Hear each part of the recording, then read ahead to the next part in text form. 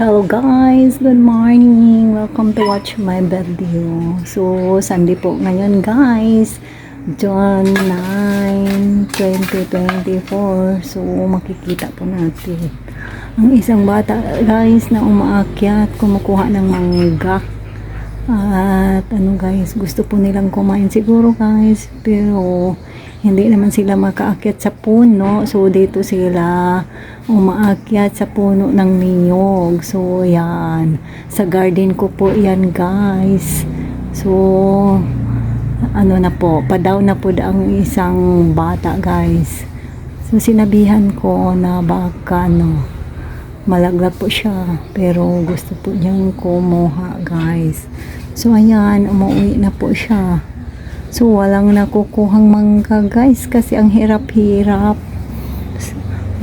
Mahirap magkuha ng mangga sa puno ng niyog. Ang guys, ang layo-layo pa.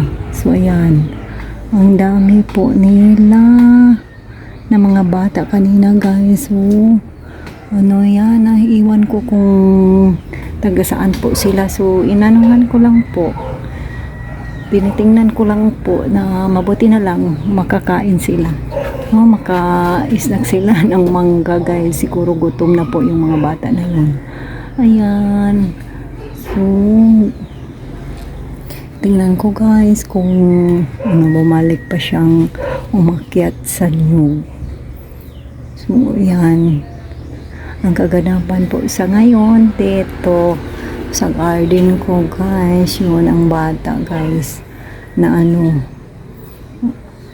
na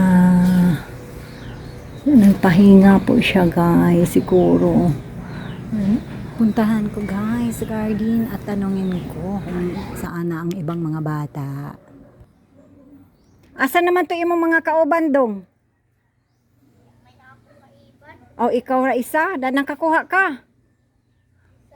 Na.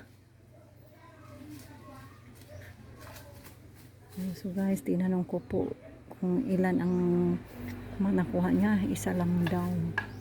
So ang init-init pa guys. Yun.